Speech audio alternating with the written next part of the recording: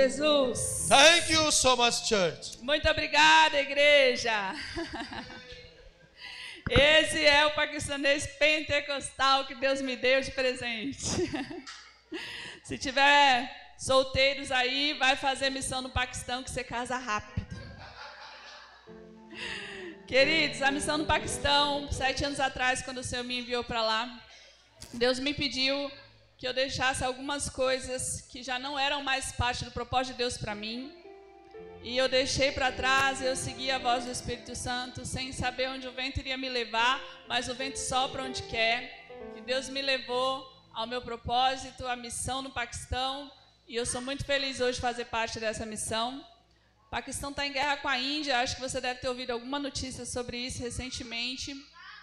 E a gente está tendo realmente uma situação muito mais delicada nesse momento. Todos os homens estão sendo remanejados para o exército. Aí a gente tem uma queda no suprimento alimentar do Paquistão, tudo fica muito mais caro, porque as lavouras ficam desertas enquanto os homens estão indo guerrear. E aí a gente tem aquela velha lei da oferta e da procura, pouca oferta, muita procura, preços sobem. A gente tem também um país territorialmente muito pequeno, do tamanho do Amazonas. Então, por ter bomba atômica, tanto Índia quanto Paquistão, se a Índia lançar uma bomba atômica no Paquistão, ela devasta 50% no mínimo do território do Paquistão. Metade do Paquistão vira poeira se a Índia lançar uma bomba atômica lá. Eles guerreiam dessa maneira, eles não brincam, especialmente se tratando de que Índia tem, por maioria religiosa, hindus, e Paquistão tem 95% de muçulmano. Para o muçulmano, se ele morrer numa guerra santa, que ele chama de jihad, ele vai para o paraíso e ele vai ganhar um bocado de virgens de presente de Alá. Logo, um muçulmano que é convicto da fé muçulmana não tem medo de morrer com a bomba atômica. Eles vão para as cabeças, como a gente diz aqui no Brasil. Vai com tudo mesmo. Então eu peço que vocês estejam orando pela nação paquistanesa nesse momento, que está um momento muito delicado lá. Os nossos projetos estão distribuídos em diferentes estados do Paquistão. A maioria está concentrado no estado de Punjab, mas nós temos também um que está a 1 hora dessa zona de conflito, e a gente pede que vocês orem para que o Senhor possa guardar aqueles que estão lá, e para que o Senhor possa usar esta guerra também como uma maneira de quebrantar corações e apresentar o Salvador àquele povo, em nome de Jesus, amém?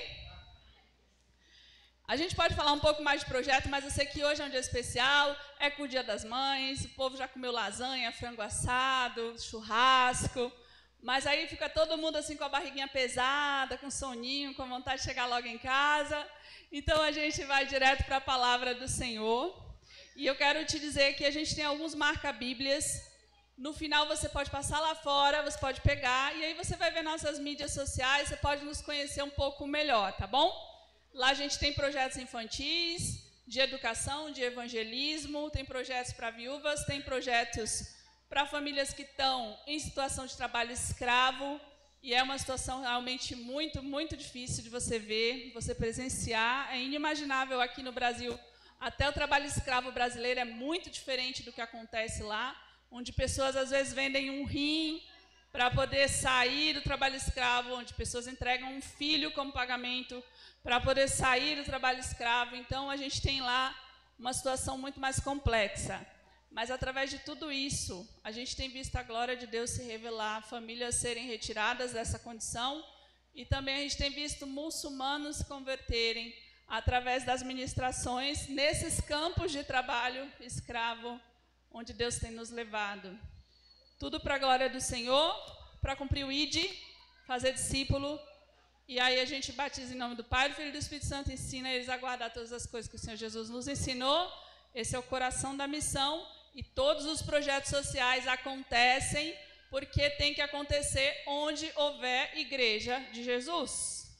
Aqui também você é parte dessa comunidade. Você precisa se envolver com a comunidade, você precisa apresentar algo para a tua comunidade, porque a glória do Senhor os atrairá a partir do momento em que você não apenas falar desta Bíblia, mas em que você for esta Bíblia aberta diante do mundo, através das tuas ações. Porque o mundo já está cansado de palavras que não são acompanhadas de atitudes. Para a gente ministrar hoje a palavra do Senhor, quero que você abra a tua Bíblia aí, no livro de Gênesis, no capítulo 29. Gênesis 29.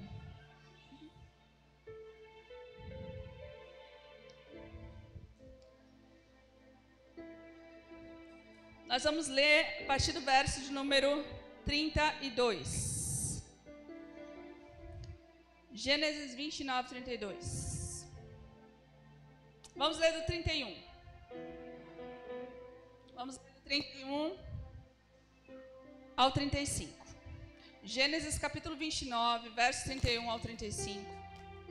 Vamos ler a história de uma mulher chamada Léa.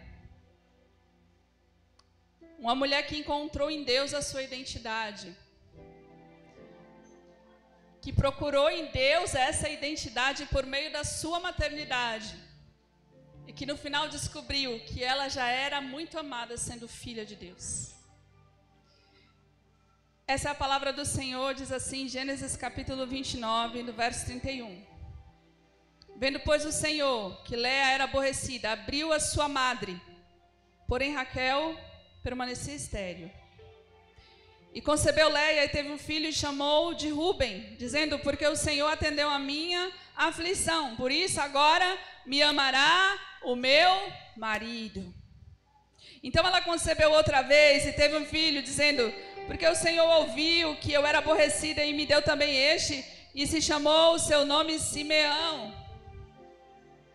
Verso 34 vai dizer, ela concebeu mais uma vez, ela teve um filho dizendo, agora desta vez se ajuntará o meu marido comigo, porque 3 filhos eu tenho lhe dado, por isso ela chamou de Levi. E no 35, para finalizar, e concebeu ela então outra vez, teve um filho, e para este filho ela disse, desta vez eu louvarei ao Senhor. Por isso chamou o seu nome Judá. Então ela cessou de ter filhos. Amém? Pai, fala conosco, através da tua santa palavra, desse entendimento, dessa revelação que se renova a cada manhã. Renova a nossa mente hoje, renova o nosso espírito hoje, através da tua santa palavra, em nome de Jesus. Estudando a palavra do Senhor e buscando em Deus uma mãe para que a gente pudesse compartilhar hoje algo específico para o Dia das Mães. O Senhor me levou a esse texto, a essa história, a esse capítulo completo. E se a gente voltar um pouquinho mais no capítulo, no versículo de número 16, vai dizer assim, Gênesis 29, 16. Labão tinha 2 filhas, o nome da mais velha era Léa. E o nome da mais nova era Raquel. Léa, porém, tinha os olhos tenros, mas Raquel era formosa de semblante. E Jacó amava Raquel. E disse, 7 anos eu te servirei, Labão, por tua filha Raquel, a tua filha menor. Quando nós entendemos o contexto de Léa, ou de Lia, em algumas traduções. E a gente fica imaginando que era uma moça com olhos tenros, mas é interessante você pensar que o versículo fala, ela tinha os olhos tenros, mas a sua irmã era muito bonita. Por que não fala assim, ela tinha os olhos tenros, mas a sua irmã tinha olhos diferentes? Não, a comparação é sobre beleza. O que nos leva a entender que esteticamente ela não era uma mulher atraente. E alguns teólogos acreditam que ela era vesga. Que esse é o propósito de dizer que ela tinha olhos tenros enquanto Raquel era muito formosa. Então você imagina nesse contexto uma filha mais velha, vesga, e que tinha que viver à sombra da sua irmã mais nova, linda. deslumbrante, maravilhosa. E aí o Senhor estava ministrando ao meu coração. Alguns de vocês que me conhecem agora, pela primeira vez, não me viram há alguns anos atrás. Eu estava num grau de obesidade mórbida, eu estava pesando 140 quilos aproximadamente. E por questões de saúde, eu tive que fazer a bariátrica e eu emagreci muito. Mas uma coisa que o Espírito Santo ministrou ao meu coração é: o seu valor não está na sua aparência. Não deposite o valor naquilo que o mundo coloca. E hoje eu levo a sério minha alimentação, minha vida de exercício, porque eu entendi que o meu corpo carrega o Espírito de Deus e a glória de Deus, e eu preciso cuidar desse templo. Mas eu achei interessante que o rapaz que presta o serviço de personal, ele colocou um vídeo e ele disse assim: se beleza não é fundamental e não é importante, por que ninguém respeitava ele? E daí ele colocou a foto dele antes dele ficar musculoso. E ele era realmente quase que uma Léa, estranhinho, feinho. Só que eu fiquei preocupada porque ele acredita hoje que o valor dele se elevou porque o corpo dele ficou musculoso. E é interessante quando a gente vê, dentro desse contexto aqui, que o texto, mesmo há tanto tempo atrás, ele já enfatizava o valor da beleza aparente. Mas o texto nos disse que o Senhor viu que Léa era desprezada e por isso ele abriu a madre dela e ela concebeu filhos, enquanto a bela Raquel permanecia estéril. Porque estava bonita por fora, mas se você for ler o contexto todo de Gênesis, você vai ver que ela também se apegava a ídolos. Quando Jacó sai do meio de Labão e da parentela, e nesse percurso ela pega uma dos ídolos do seu pai, uma estatueta, e ela leva consigo essa estatueta. E isso gera muito problema. Então você vai ver que a beleza que ela carregava era apenas aparente. E nós podemos e devemos ser belas, mas nunca colocar a nossa beleza como um padrão, como uma medida de valor na vida da gente. O valor da gente é pelo precioso tesouro que nós carregamos, depositado em vasos de barro, que é a glória do Senhor na nossa vida. E ele vai dizer ainda no texto que Jacó amava Raquel, mas não amava Lia. Ele amava Raquel. Desde o início ele se apaixonou por Raquel. E Raquel também tinha os seus talentos, Raquel também tinha o seu valor.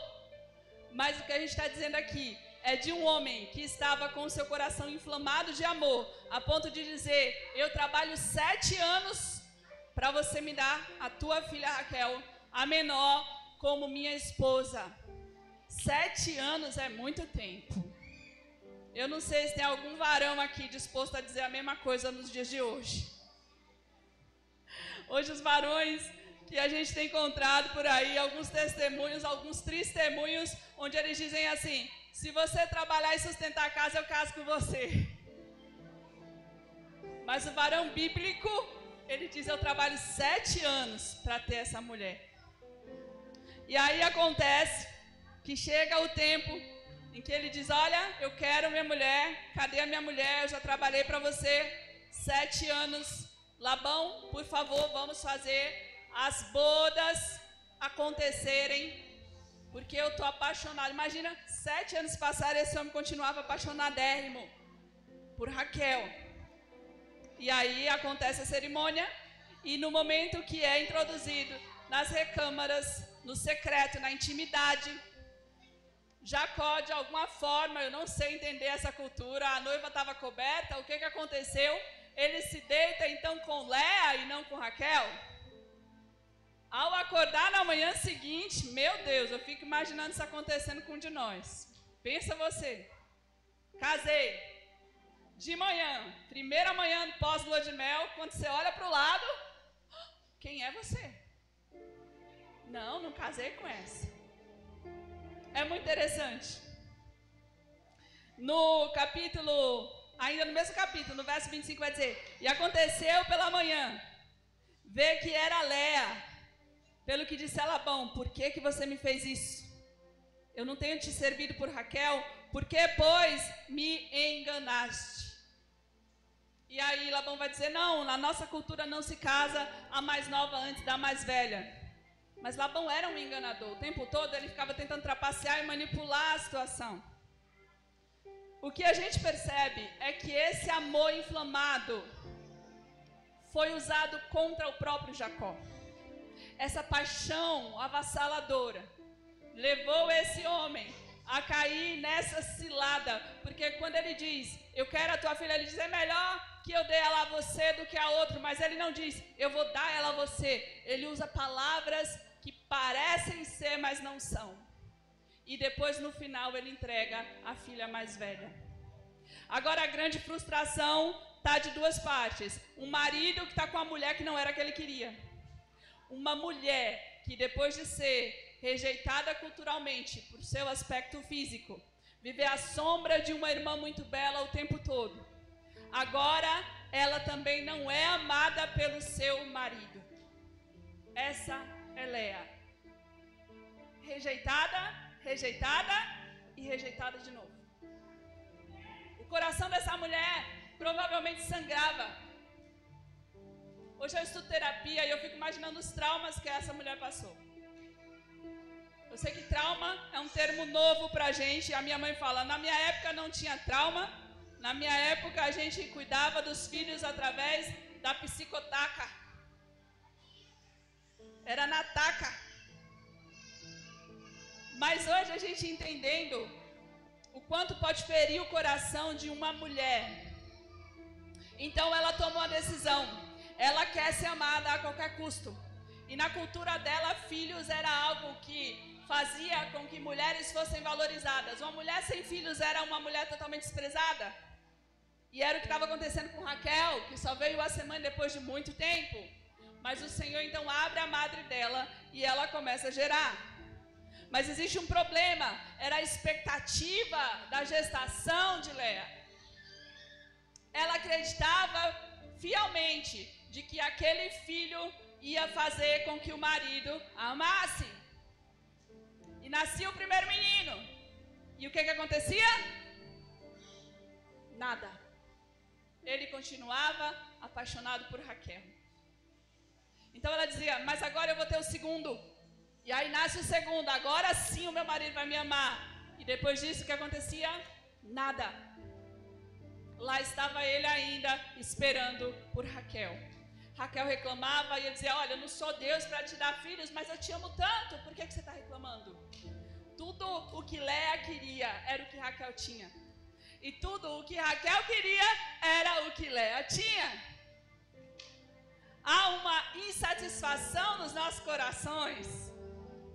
A gente não para olhar o que a gente já tem. A gente está olhando a grama do vizinho e pensando: eu queria tanto aquilo que aquela pessoa tem, eu queria ter aquela família daquele jeito, queria ter aquele emprego, queria ter aquele ministério, quando Deus já deu para você algo. Então muitas vezes a gente não glorifica e não é grato pelo que a gente já tem.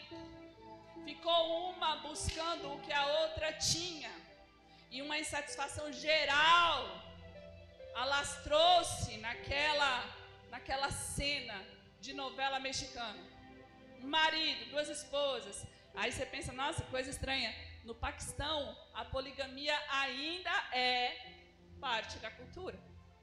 Um homem no Paquistão hoje legalmente pode ter até 4 mulheres. Deixa eu tomar até água aqui para descer essa notícia. Mas não o homem crente, amém? Amém. Não, cristão não.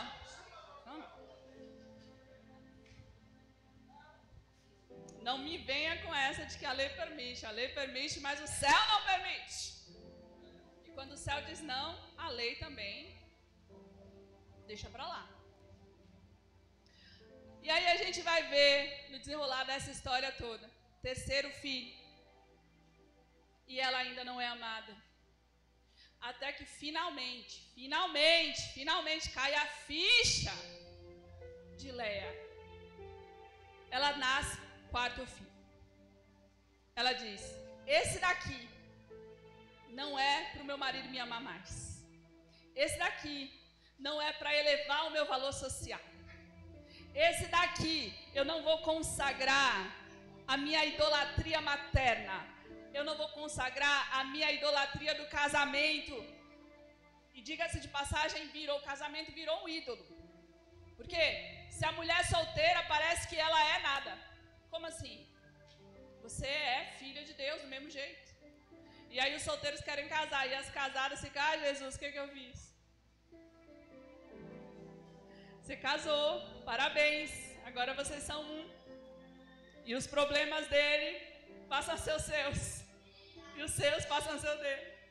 E você vai ter que aprender a lidar com isso. Mas o que a gente vê é ela dizendo: esse menino agora eu consagro ao Senhor. E esse menino se chama Judá. O leão da tribo de Judá. A história de Judá não é uma das melhores. Se você for ler a história de Judá, você vai ficar escandalizado. Porque a gente tem hoje um princípio, e eu acho tão interessante que Deus faz. Deus usa a nora de Judá, dentro de todo um contexto de uma história. O primeiro filho morre, ele casa a nora com o segundo filho morre, ele promete o terceiro ele fala: vou dar não, que essa mulher é matadora de filho. E aí ele não deixa mais que o terceiro filho se case com ela. Ela monta toda uma estratégia, se veste de prostituta, se maquia, se camufla ali embaixo de véus, se coloca à beira do caminho onde ele vai passar. E aí o seu sogro Judá passa, e ela então o atrai, e ele se deita com ela e gera filhos na própria nora. Que horror, que absurdo, meu Deus, que escândalo. Nascem gêmeos. E um desses gêmeos se chama Pérez. E através de Pérez vai nascendo outras crianças. E aí chega na história de Raabe. Quem é Raabe? A prostituta. A prostituta aqui de Raabe é gerado. E mais gerações à frente você vai ver Boaz, que veio de Raabe, que veio de Pérez, que veio de Judá, que veio de Tamar. Olha que bagunça é essa. Uma nora que se deita com o sogro. Depois Deus escolhe uma prostituta arrependida e faz que dela venha a nação santa, o sacerdote eleito, a semente de Davi. E daí, se você for na genealogia do Senhor Jesus e Mateus, você vai ver que então chega em José, que é pai de Jesus. E é por isso que Jesus é chamado leão da tribo de Judá. É esse Judá, esse que Léa gerou. E você acredita? Ela estava carregando a desprezada, não era a Bela, não era a garota da selfie do Instagram, era aquela que ninguém via, era a famosa parideira, a mulher que estava ali para dar luz. E ela estava carregando Judá. E quando ela decidiu que aquele filho não ia ser para a glória do marido, não ia ser para atrair as mídias sociais para ela, não ia ser para fazer ela mais elevada socialmente, que ia ser para a glória do Senhor, Deus falou: agora sim eu posso usar essa criança. Agora eu vou fazer de você a mulher que gerou Judá. E Judá vai ser a marca registrada de Cristo, o leão da tribo de Judá. E é interessante que ele se torna o leão, o símbolo da tribo de Judá é um leão. E Apocalipse vai dizer que ele é o cordeiro e ele é o leão. Era uma mulher submissa, mas era uma mulher que aprendeu a guerrear as suas guerras como uma leoa no Senhor. Ela deixou de tentar na força do seu braço, na força do seu ventre, e ela começou a dizer: olha, é para a glória do Senhor, faça o que o Senhor quiser fazer. A partir do momento, irmãs, que a gente como mães e mulheres Nós entendemos que os nossos filhos não pertencem a nós. E eles não foram gerados para a nossa glória. A gente começa a viver algo sobrenatural. Eles começam a ser influenciadores, eles começam a fazer parte de uma história nova que Deus está escrevendo. Eu falei para você que eu sou mãe de um menino de 26 anos. Eu tenho um chamado de missões há muito tempo. E ele tinha aproximadamente 12 anos de idade, quando pela primeira vez, claramente, eu ouvi Deus me dizer: você tem um chamado de missões. Mas quem era eu na fila do pão? Uma mulher cujo casamento tinha sido destruído, o adultério levou meu marido para outra mulher. Eu estava ali sozinha, cuidando de um filho, lutando, pelejando. Eu dizia: eu não tenho nenhum perfil missionário, o que é que eu vou fazer no campo? E Deus falou: eu estou te chamando. E a primeira coisa que eu falei para Deus é: eu não levo meu filho para a nação perseguida. Porque uma coisa sou eu me expor e me colocar em risco em uma nação onde o terrorismo é comum, bombardear igrejas, onde pessoas são mortas, onde crentes são jogados na prisão. Mas outra coisa, Deus, é eu pegar o meu querido tesouro, o meu preciosinho bebê, e levar comigo. Não vou. Eu relutei com o meu chamado missionário. E ele completou 18 anos de idade.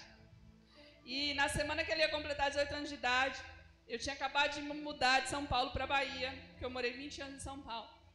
E o Senhor tinha um plano muito melhor para a minha vida.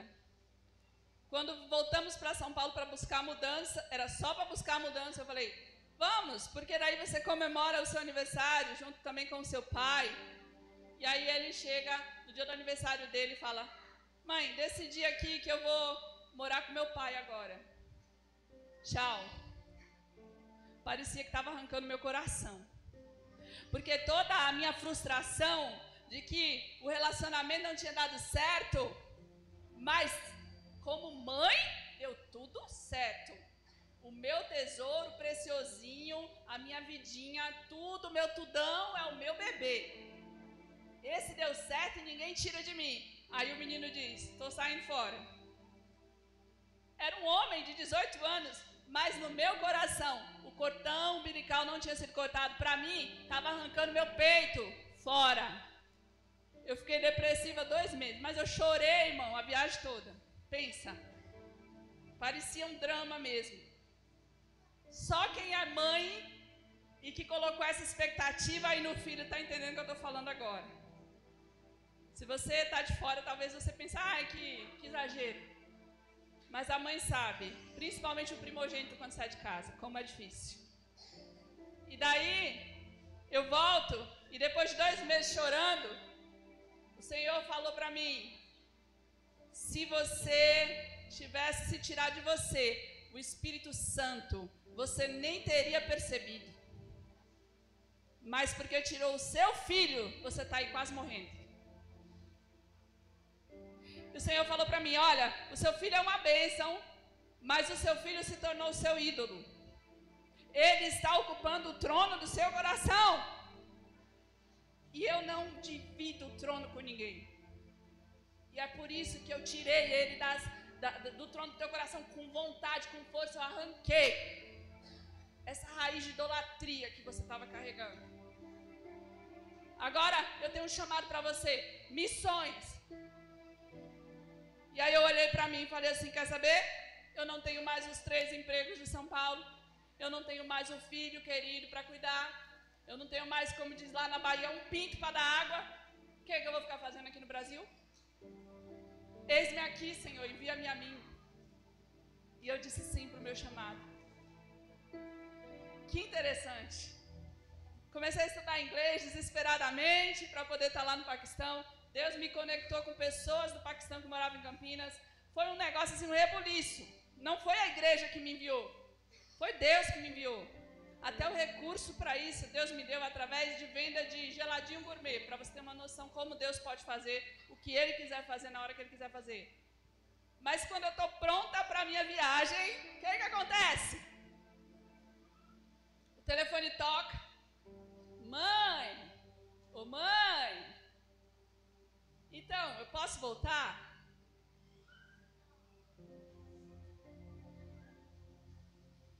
não havia mais um ídolo no meu coração. Havia um filho.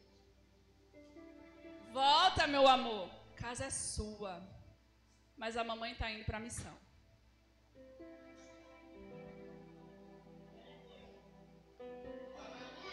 Quer ir com a mamãe? Deus é mais. Essa nação doida aí que você está indo, eu vou não.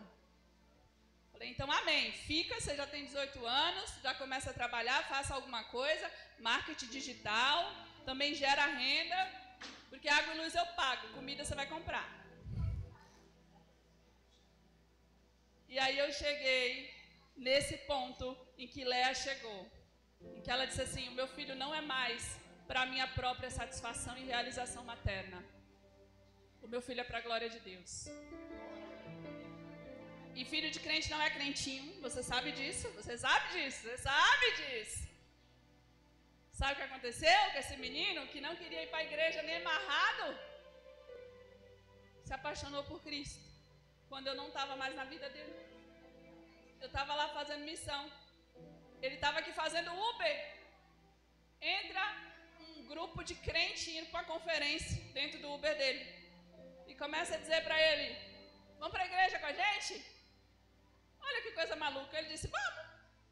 Então ele fez a corrida e encostou o carro e entrou na igreja. E aí ele falou, mãe, e aí tudo que o homem falava era para mim. E aí eu não sabia mais o que fazer, eu comecei a chorar, mãe. Eu não sabia porque eu estava chorando. E aí o homem falou, você quer aceitar Jesus? Eu falei, quero.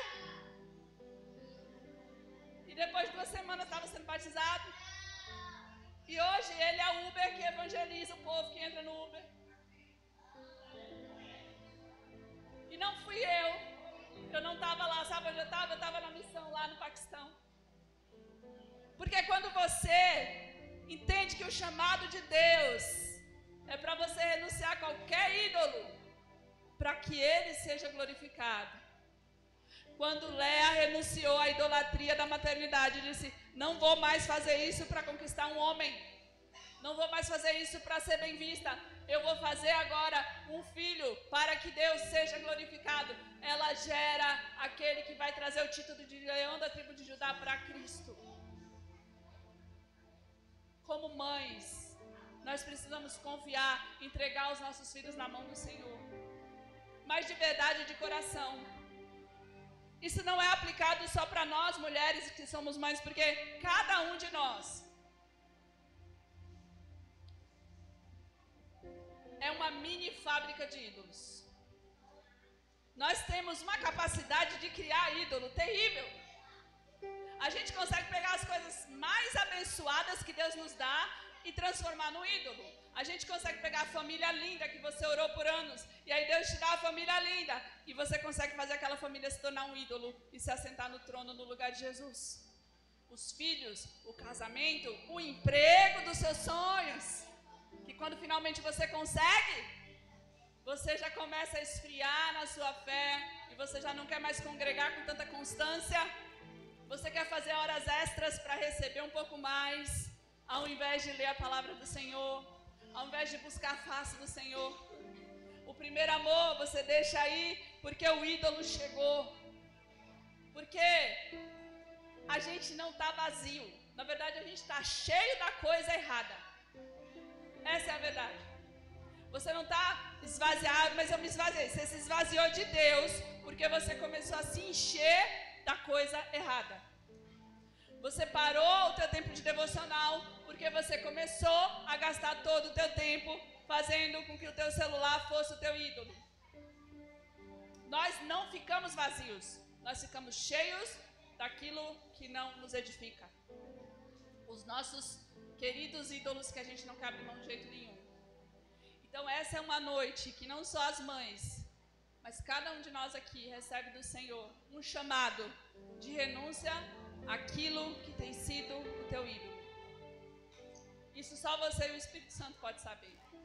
Eu confessei a minha idolatria materna aqui diante de vocês. E a palavra do Senhor vai dizer em Tiago que confessai os vossos pecados uns aos outros, e vocês então serão curados. Porque quando você confessa a Deus, você é perdoado. Mas que interessante, se você confessa uns aos outros, você recebe cura. Você recebe uma amizade espiritual. Eu sou totalmente a favor de você ter um amigo espiritual, onde você possa confessar suas fraquezas e ele possa te ligar e dizer: como é que você está? Está de pé ou está caindo? Principalmente, pastor Marco, no nosso contexto missionário pastoral. O pastor e o missionário: você é uma missionária no Paquistão? Meu Deus, você é quase um anjo querubim, aleluia.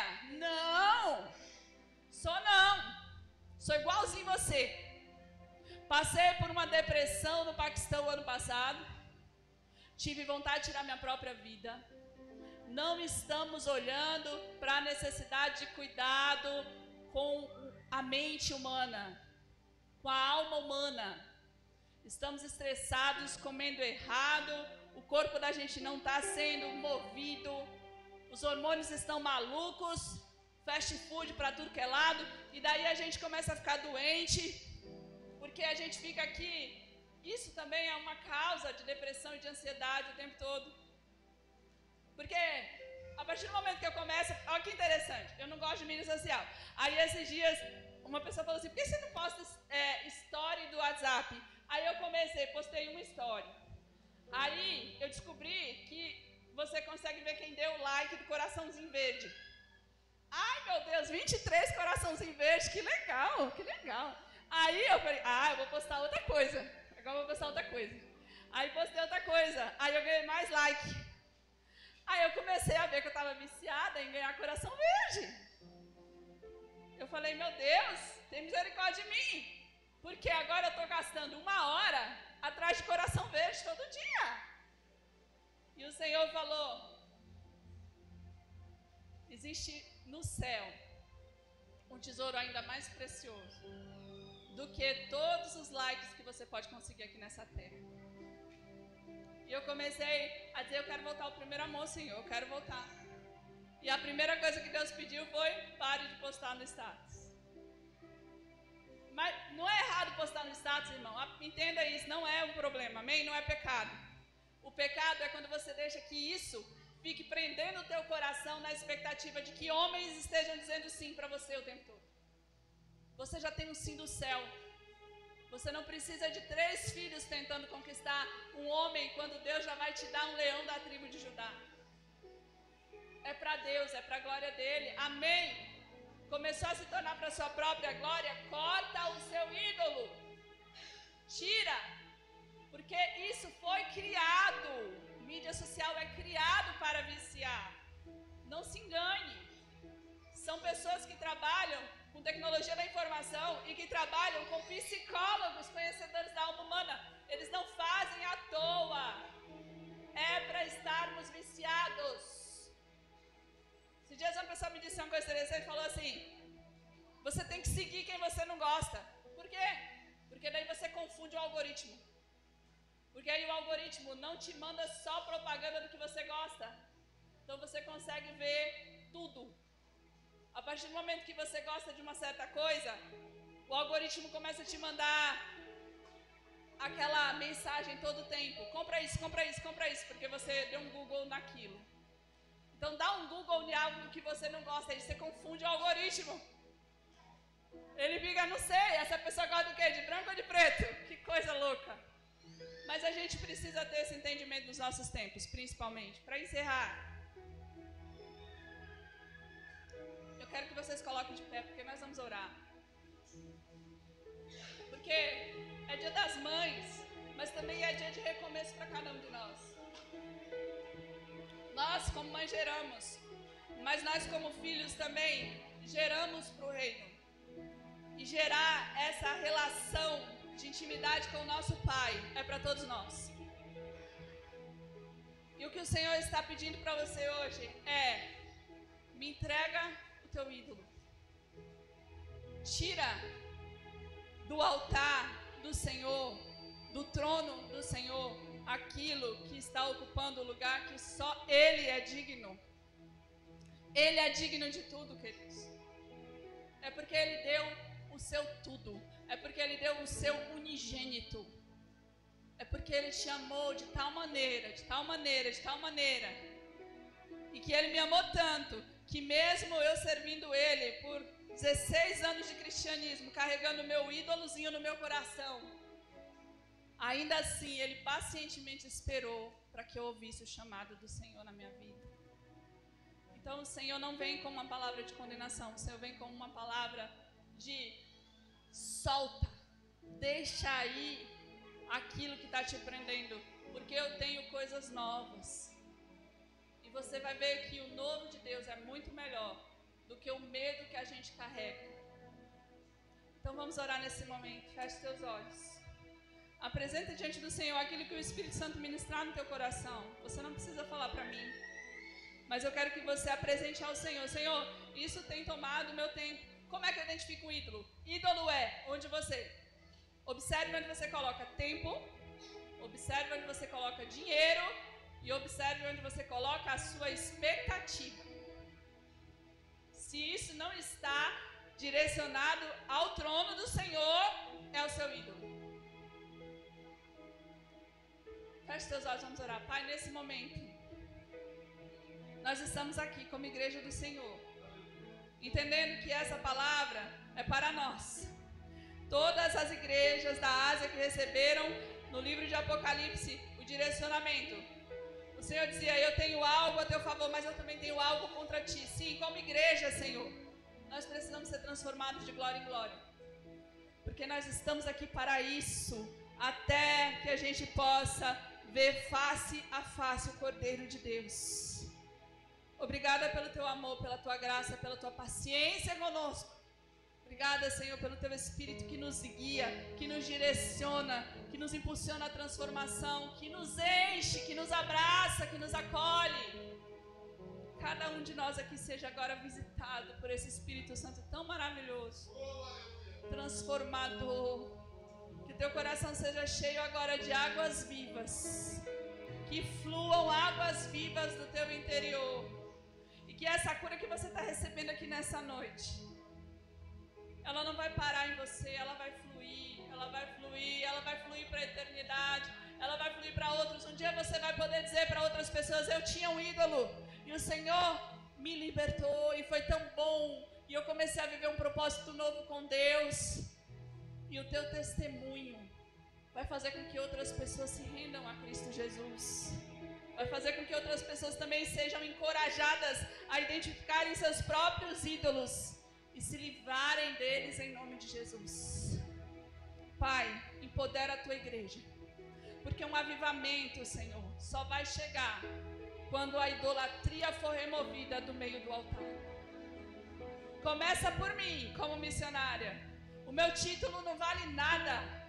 Eu nada sou, eu nada seria se não fosse pela tua graça. Desse altar, Senhor, que flua a tua glória e não as minhas palavras. Alinha a igreja brasileira, tira, Senhor, toda a ganância do coração da igreja.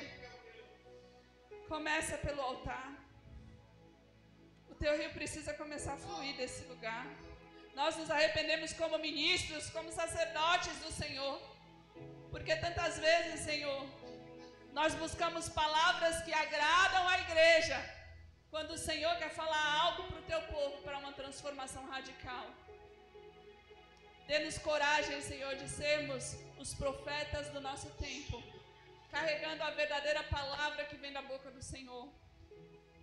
E que a tua igreja seja uma igreja transformadora através da sociedade onde o Senhor os colocou, fora dessas quatro paredes. Usa cada um dos teus filhos que estão aqui e conecta eles com outras pessoas que também precisam ser curadas.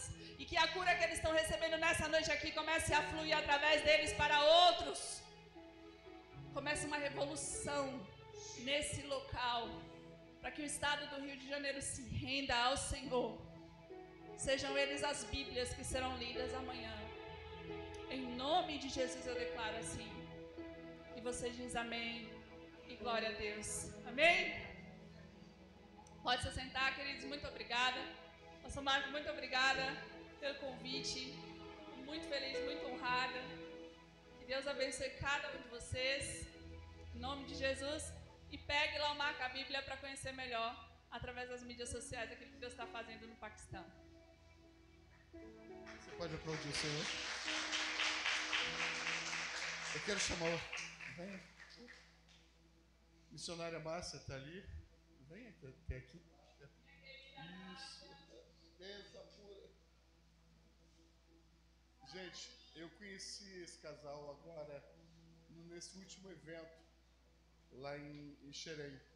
Eu só tinha ouvido falar da Daisa, né? Danessa. E quando nós estávamos, ela chegou bem tarde e nós preparamos assim alguma coisa para eles se alimentarem. E eu senti no coração de trazer essa mulher até aqui. E normalmente nos congressos quem prega é esse moço aqui. E eu falei com ela, E aí, ela... Ok. E aí, ela falou assim, mas é ele. Eu falei assim, não. O que Deus está me mostrando é você. Então eu quero que você pregue. Então eu louvo a Deus pela essa palavra ministrada aqui esta manhã. Às vezes a gente precisa entender tudo isso que foi dito aqui de uma forma tão simples, tão singela. E nós temos criado tanto ídolo para dentro de nós e temos fugido da verdade, daquilo que precisamos fazer para o Senhor. Muito obrigado. Que Deus abençoe vocês. Eu quero chamar o pastor, junto com a sua esposa Flávia, quero chamar minha esposa, vir aqui à frente. O pastor Carlos, cadê com a Andréia? Eu quero chamar o casal de pastores para que venham aqui à frente. Nós queremos encerrar esse culto. Eu quero agradecer a missionária Márcia, que nos viabilizou nessa chegada aqui. Quero dizer para você, mulher, muito obrigado a cada uma de vocês. Eu espero muito aqui, amor. Eu espero muito em Deus que nós venhamos nos tornar essa igreja que conquista pessoas, não pelo que nós somos, mas pelo que a Bíblia diz quem somos. Essa é a igreja que nós precisamos ser. E não uma igreja egoísta, não pessoas egoístas, não pessoas que não gerem para o reino dos céus, pessoas que pensam por si mesmas. Pensamos em Cristo Jesus. Agradeço a todos. Como é que é o nome da sua menina que está com você? Citash, minha bebê, e Ana e Maria são as... Ana, venha cá. Ana parece uma índia. Eu falo que ela é índia potira. Índia potira. Vamos nos colocar de pé, eu quero agradecer a Deus. Pastor, eu vou pedir para ele fazer a oração. E você pode orar por nós nesse momento. Pode orar na sua língua. Pode orar. Porque eu tenho certeza que Deus é o que toca os corações, independente da língua que falamos. Vamos orar. Let's pray. आइए दुआ करेंगे. Close your eyes, everyone. Feche seus olhos. Open your heart, eyes, and look for God. E olha ao Senhor. Our God is great God. Nosso Deus é maravilhoso. हमारा खुदा जिंदा खुदा है. वो लश्करों का खुदा है. वो हमारा बादशाह है. वो रब्बुल ख्वाज है. हालेलुया. वो खुदावंदों का खुदा है. God is good God all over the time. Hallelujah. Hallelujah. Hallelujah. खुदावन आसमानी बाप यीशु के नाम से आज शाम तेरी पाक हुजूरी में आते हैं. हम तेरी शुक्रगुजारी करते हैं. तू अजीम है. तू बुलंदियों पर तख्त नशीन है. तू जोरावर हमारा खुदा है. तू कादर मुतलिक अल्फा ओमेगा अव्वलो आखिर इब्तिदा इंतहा है. ए खुदावन तेरे जाइब के लिए, तेरी कुदरत, तेरी हजूरी के लिए, तेरे जलाल के लिए, तेरे रौब के लिए, तेरे दबदबा के लिए हम तेरा शुक्र करते हैं. कि तू कौमों, कबीलों, उम्मतों का खुदा है और हम जिंदा खुदा की वर्शिप करते हैं। ऐ खुदावन तेरा शुक्र करते हैं। तुझे पसंद आया कि तूने अपने इकलौते बेटे यीशु मसीह नासरी को जमीन पर भेजा ताकि हम उसके मार खाने से शिफा पाए, निजात पाए, हमेशा की जिंदगी पाए। तेरे यीशु नाम में हमेशा की जिंदगी है खुदावन। हम तेरा शुक्र करते हैं खुदावन सारी कलीसिया के लिए, ब्राजील के लिए, और खुदावन तेरी बरकत मांगते हैं, तेरे जलाल की कुदरत को मांगते हैं, तेरे होली स्पिरिट को मांगते हैं खुदावन। तेरा लोग रूल कुछ से बढ़ जाए, तेरी हुजूरी से बढ़ जाए, तेरा जलाल देखे, तेरी कुदरत को, तेरे जायब को देखे खुदावन पाक खुदा। आज हम तेरी शुक्रगुजारी करते हैं इस सारी फेलोशिप के लिए और खुसूसन मदर डे के लिए खुदावन। तूने हमें यह शर्फ दिया कि हम अपनी माओं की खिदमत को याद करें, अपनी माओं की कुर्बानियों को याद करें। हम शुक्रगुजारी करते हैं अपनी मां के लिए, अपने बाप के लिए, उनकी तरबियत के लिए, उनकी कांचान के लिए कि जमीन पर तूने हमें बौजदाद, हमें मां बाप, दादा परदादा दिए ताकि हम नस्ल दर नस्ल तेरे लोग जाने जाएं और तेरी कौम, तेरी उम्मत जाने जाएं। हम तेरा शुक्र करते हैं। आज शाम इन बच्चों के लिए तेरी बरकत चाहते हैं। I pray these our little childrens today night. O Lord, I pray for these our children parents. O खुदावंद, इनके वालिदैन के लिए, चर्च फैमिली के लिए तेरी बरकत मांगते हैं। ए खुदावंद, इन पासवानों के लिए we pray for pastor families, specially pastor childrens. O Lord, open that door for your people and bless your people, and they are going to all over the world and share the word for the nation. तेरा शुक्र करते हैं इंजील की खुशखबरी का पैगाम लोगों तक लेकर जाए। तेरा शुक्र यीशु मसीह के नाम से ये दुआ मांगते हैं, आमीन। Nome de Jesus. As mamães têm bolo preparado para vocês, tem uma lembrancinha que as irmãs prepararam para entregar para vocês. Deus, muito obrigado. Te agradeço, Senhor, pela vida dos pastores aqui. Te agradeço pela vida de cada mãe aqui esta noite. E agora, Senhor, estamos de volta para a nossa casa. Leva-nos em paz, guardados e protegidos, em nome de Jesus. Que a misericórdia de Deus, que o amor salvador de Jesus Cristo, que a doce comunhão e consolação do Espírito Santo de Deus esteja sobre a sua vida, sobre a vida da sua família, não só hoje, mas para todo sempre. A igreja diz: amém. Jesus Cristo, até aqui, grandes coisas. E por isso, as palmas louvem o Senhor. Não esqueça. Ok, lá na porta tem algo da parte dele. Se vocês quiserem olhar, sintam-se à vontade. Amém? Podem passar lá. A Márcia está lá, vai dar toda a informação. Pessoal, vai ter agora o sorteio dos pré-adolescentes. Então, mamães, aqueles que